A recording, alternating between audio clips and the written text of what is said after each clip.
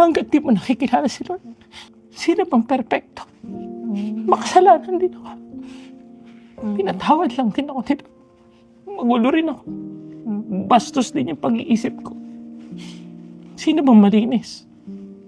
Pero binigyan ako ng joy ni Lord. Nag-provide siya ng blessing. Kasi pinatawad niya ako. Kaya in the midst of that challenge, I know that the Lord is with me.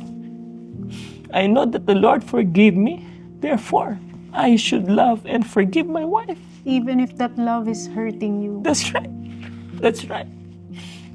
That's in the Bible, in the book of Ephesians. Husband, love your wives as Christ loved the church. Paano tayo minahal ni Jesus?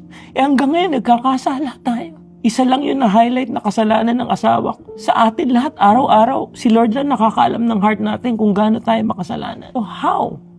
Yun yung sinasabi ko na unless hindi mo nakikilala deeply kung anong ginawa sa ni Jesus Christ, hindi mo talaga magagawa yan. Hindi mo kaya magpatawad. Hindi mo kaya magpatawad.